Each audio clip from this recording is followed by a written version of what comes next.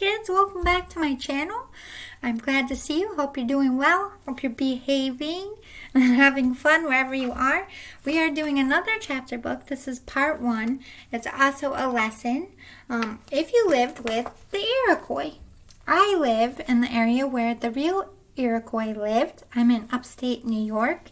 It's very prevalent for Iroquois. We have an Iroquois reservation not too far from me, about 20 minutes. So I thought it was very appropriate to teach you about Native Americans, specifically the Iroquois, because I am in Iroquois territory where I am at. There's many different kinds of Native Americans, all different kinds of tribes. And we'll get into a little bit of that. But let's start. If you need to get a drink, get a snack, pause it now. If not, let's get right to it. The introduction. Before there was a United States, there were hundreds and thousands, some say millions, of people living on the land between the Atlantic and the Pacific Oceans, which is the United States today. The most powerful in the Northeast, perhaps in the whole country, were the Haudenosaunee, the people of the Longhouse. We know them as the Iroquois. The Great Iroquois League stretched from eastern New York to northeastern Ohio and from southern Ontario to northern Pennsylvania, but the boundaries were loose. The Iroquois sometimes traveled as far west as the Mississippi River and as far south as Tennessee and as far north as Hudson Bay. See, it said eastern New York. That's where I'm from. When we learn about their society, it seems very different from ours. But like all people, they fed, clothed, and housed themselves, educated their children, set up a working government, played favorite sports, lacrosse, and games, and had national celebrations. Lacrosse is a big sport around here. Like most peoples, they fought wars when necessary and hoped for peace. Many history books are about the Iroquois and the settlers and their trade, the sharing of skills and knowledge, the spread of contagious diseases that killed thousands of people, wars, treaties, victories, and defeats. This book is mostly about Iroquois life before all of that. It's about what it was like to grow up in one of the most powerful Indian nations in America's history before the colonists arrived. So this is long before the English settlers came. This is just strictly about what they did, how they lived as people. But here we are. I'm in the region of the Iroquois. Okay. Which nation made up the Iroquois League? In the beginning, 5 nations made up the League: the Mohawk, Oneida, Onondaga, Cayuga, and Seneca. These are all towns around here. We have Oneida, we have Mohawk Valley. Onondaga is the name of my county. Cayuga and Seneca. These are all places around here. We still use these names. During colonial times, only the French called them the Iroquois. The British called them the 5 Nations, and they called themselves Haudenosaunee. I'm probably saying that wrong, I'm sorry. The people of the Longhouse. Each nation also had a special name that related to where it lived. The Mohawk were the people of the Flint County, because of all the flint rock in the earth. Within the League, they were also known as the Keepers of the Eastern Gate, since they were the easternmost nation. The Oneida were the people of the Standing Stone, a great rock in Oneida country. The Onondaga were the people of the hills. It is very hilly around here. Within the League, they were called the Keepers of the Council Fire because they presided over the League Council meetings. The Cayuga were the people at the boat landing, or the people at the mucky land. There's a lot of swampland up there. Historians think this refers to marshland at Lake Cayuga. The Seneca were the people of the Great Hill and also the keepers of the Western Gate. In the early 1700s, the Tuscarora Nation, driven by settlers from its land in the Carolinas, asked to join the League. They were anticipated, and the British then called the League the Six Nations. Through peace treaties and war, many tribes came under the protection of the Iroquois. At one time, there were more than 60 other tribes that had joined the Great League. So it's all basically, we have the UN. It's kind of like the Native Americans' UN. They all stuck together to help protect each other. What was the Iroquois Trail? The trail was a path that ran through the forests and over hills, streams, and rivers between what we are now the cities of Albany and Buffalo in New York State. It was sometimes thought of the center aisle down the great longhouse of the Iroquois League. The path was wide enough for one person. It was a foot deep in some places, beaten down from so many footsteps. The trail connected the 5 nations. The Iroquois were famous runners, and a good message runner could travel 50 or more miles in a day. Oh, wow. But the trail was not only used to send messages. People loved to travel, and they often visited relatives in other places. The trail was also part of a great marketplace. People living far from each other could travel and trade goods and supplies. The Great Trail was so well placed, the New York State Thruway today follows its path, which I can go get right on right now, right by my house. Did the Iroquois have a written language? No. They had what is called an oral tradition. Their great books weren't read. They were told by storytellers. Without a written language, you learn the history of your family, your village, your nation, and the Great League, and the world through storytelling. Because older people were highly respected, they were usually the storytellers. There were also storytellers who traveled throughout the land. They were always invited to stay in a village for a while. From the earliest days, children learned the old stories. Some grew up to be storytellers themselves. To be a great storyteller, you had to train your memory. Some legends, laws, and treaties could take days to recite. There were also hundreds of fables that could be told. They were fabulous tales about a race of little people who lived in the earth and were so powerful they could tear out the roots of an oak tree and use the tree for an arrow. About monster mosquitoes, stone giants, witches, and floating heads that streamed through the forest. We get eaten alive by mosquitoes around here, so I 100% believe they had stories about mosquitoes. In the old tradition, the elders had a saying that you only told stories during the winter, not the summer, because people would stop work to listen. They said that birds, hearing the fables, would forget to fly, and all other animals would stop storing food for the winter. In fact, the whole world would come to a halt because everyone loves to listen to a good tale. And if that happened, there'd be no corn, no beans, no squash, or other food to store for the long cold months. And that's why, as the story goes, you could only tell stories in the winter. There they are, sitting around telling stories. Some of these pages don't have pictures, but I will show you when I find them. Did everyone speak the same language? The 5 nations spoke different dialects of the Iroquois language. Often, they understood one another. Sometimes, they didn't. But they were able to quickly learn each other's dialects since they shared a common language. Throughout New York State and parts of the Midwest, we use Iroquois names for different geographic places. Schenectady, that's where my roommate is from. Genesee, I played them in soccer. Oswego, a little bit farther from here. Canada-Ray, I never heard that. And Ohio, for example.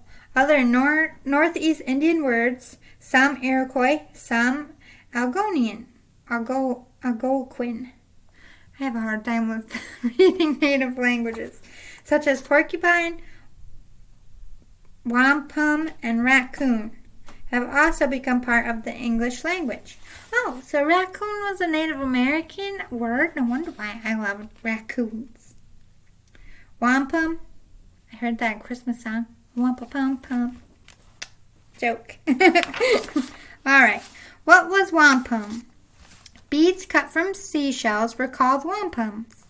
Indians living in eastern Long Island were the original wampum makers.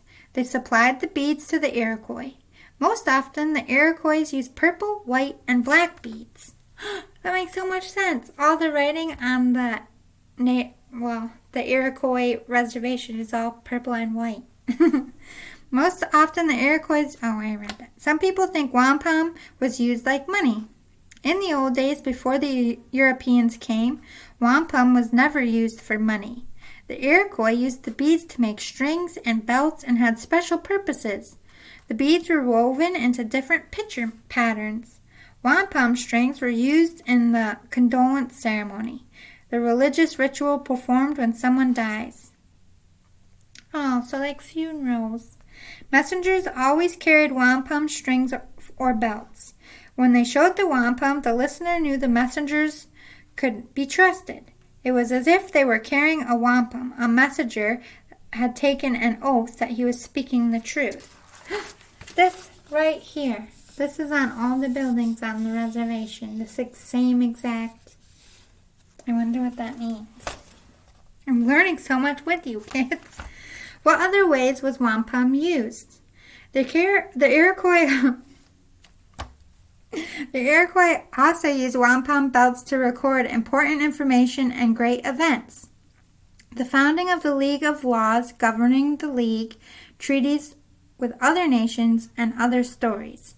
The great collection of wampum belts was kept by the Onondaga Nation. I wonder why it's all over. It's Onondaga County. We were called the wampum keepers. The story of the creation of the League and some treaties were as long as 200 or 300 pages of books, or a 300-page book. They take days to recite. It is said that the designs on certain wampum belts represent these stories and treaties. On special occasions, the belts are read aloud. The designs help the person reciting to remember all the words. So that's a story. I wonder what it says. Because it's on all the buildings around here. Where would you live? You lived in a village, but often on high ground and surrounded by an oval-shaped stockade. The stockade was made of logs about 20 feet tall. You entered through an opening where the logs overlapped. Farm fields surrounded the village. Inside the stockade, there were rows of buildings. Most of the buildings were longhouses, and that was your home. The longhouse. They have a real one at the state fair. They built just like this, and you can walk in, and they use all the same materials that these people use. It's very cool. I spend a lot of time there when I go. It's very small, and they had several families in one. I can't imagine. But back then, they lived differently than we do. What was a longhouse? A longhouse was just that, a long house. It was made of upright logs and cross poles, and covered with elm bark. The longhouse had a curved roof for saplings bent over from one side of the longhouse to the other. There were no windows, but there were fire holes along the center of the roof that let out smoke from cooking fires. The longhouses were 15 to 20 feet high and about 20 feet wide. They were usually between 15 and 150 feet long, depending on how many families lived in one. 150 feet is half the length of a football field. So pretty long. It was easy for a new family to move in. You just added an extension to the end. Okay, so the one at the fair wasn't true. They probably were a lot longer with the more families they were in it. But that's a good principle. You just added another section. What did the inside of a longhouse look like? When you lifted the bark door attached at the top, you looked down a center aisle all the way to the other end. This aisle was about 8 feet wide. Just inside the door, there was food storage barrels and stacks of wood. At the far end of the longhouse was another storage area. On either side of the center aisle were compartments, about 13 feet long and 6 feet wide. You and your family would live in one of these. The compartments were separated from each other by skin or bark partitions, sometimes made into closets. This is what a longhouse looked like. When someone moved in, they just added another section so they could have privacy. Wooden platforms for storage and sleeping lined the walls of each compartment. Some closets had sleeping bunks for little children. You sat and slept on corn husk mats and covered yourself with deer or bear skins. Each family had its own cooking utensils, bowls, spoons, bows, arrows, clothing, blankets, and other items. Most things were stored in baskets and bags under the bunks. Fires were lit in shallow pits in the center aisle. Your family cooked there and shared the fire with the family on the other side of the aisle. Where would you bathe? Outside the stockade was a small round-shaped sweat house where you could take a steam bath, sometimes once a day. Inside, stones were heated in a fire. Then water was poured over them, creating great billows of steam. You sat inside for as long as you could stand it, rubbed yourself with sand, and ran outside and jumped into a stream or lake. The Iroquois, like most American Indians, cleaned themselves much more frequently than the colonists, who bathe at most once a week. So they always bathe pretty much once a day, which we still do today.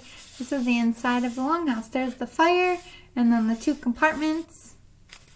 Pretty cool, huh? Well, would you live in the same village for your whole life? I'm missing a word. Probably not. The whole village usually moved every 10 or 20 years. Sometimes there were no longer enough animals to be hunted or wild fruits to be gathered. Sometimes the farmlands were no longer good for growing crops. Sometimes so much forest land had to be cleared that there wasn't enough firewood. It made sense then to move. The villagers would find a new location and prepare the land. The men made cuts in the tree trunks all around at their base. After the tree saps stopped running, they would pack clay or mud above the cuts and then light a fire at the tree base. The clay and the mud kept the fire from spreading up the trunk. Then they would chop at the burned wood until the tree fell. The men cleared the land this way for both the village and the farmland. Soon a village of new longhouses stood in the clearing, and you had a new home. It's an interesting way of cutting down a tree. Who was in your family? The answer may surprise you. You belong to a fireside family. Your parents, brothers, and sisters, but you also belong to a longhouse family and a clan family. You would call your mother and your mother's sister all mother. In the same way, these aunts, as we call them today, would think of you as their child. You had lots of brothers and sisters. The ones from your fireside family and your mother's sister's children and your father's brother's children all were your brothers and sisters. Today we call these people cousins. As you can see, nobody came from a small family. Yes, so you called all the people in your longhouse that were older than you, mom or dad. All the other kids were sister and brother. There were no aunts and uncles or cousins. What was your longhouse family? Even more important than your fireside family was your longhouse family. A woman, usually the oldest, was the head of the longhouse family. Everyone in the longhouse family was related to her. No matter where you lived when you grew up, you always belonged to your mother's longhouse family. Girls, as adults, usually stayed in the longhouse for their birth. Boys, as adults, moved into the longhouses of their wives, but they still belonged to their mother's longhouse family. And so not everybody in your longhouse family lived in your longhouse, and not everybody who lived in your longhouse belonged to your longhouse family. If this seems confusing, the most important thing to know is that the Iroquois had many more relatives they lived with, worked with, played with, learned with, and depended on than most of us do today. What were the clans? 2 or more longhouse families made up a clan. It was believed that everybody in the clan was descended from the same female ancestor who had died a long time before. You belonged to the clan of your mother. The clans were named after animals. Of the 9 clans we know of, the most common were wolf, turtle, and bear. Not every nation had every clan, but all had these 3. Whenever the 5 nations met at meetings, funerals, and festivals, the clans performed important work. The head of the clan was the oldest and most respected woman. She gave out names to everyone, decided who were to be the lead council chiefs, removed them if necessary, and set the dates for the festivals. Members of your clan were considered your relatives no matter where they lived.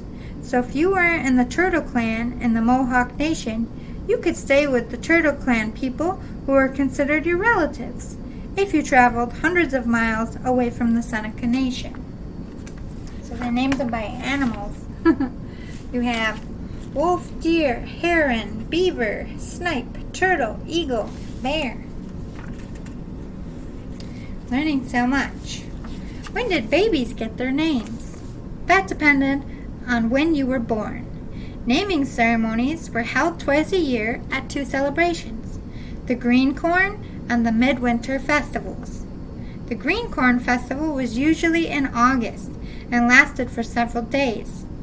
On the first day, all children born after the Midwinter Festival were given their names. The Midwinter Festival was usually held in early February. All children born after the Green Corn Festival were named at this time. Naming was a very special event.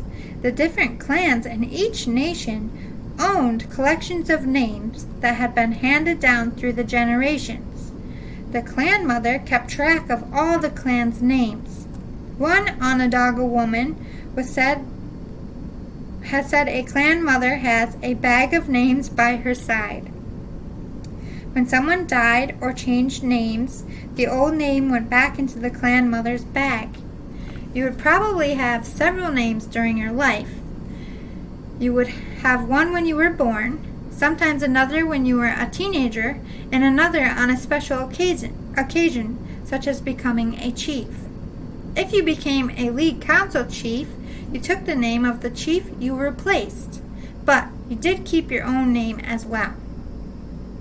Like other Native Americans, the Iroquois didn't have last names. In fact, people didn't usually call you by your given name. They used your nickname, and everyone had one. With relatives, you often used a family word like uncle or younger brother or grandmother. Wow. So one person named all the kids, so the parents who had the baby didn't get to name them. That's crazy. We're going to cut it there for part 1. But next part, we're going to learn about what kind of foods did you eat, where did you get your food from, all kinds of stuff. So stay tuned if you're interested.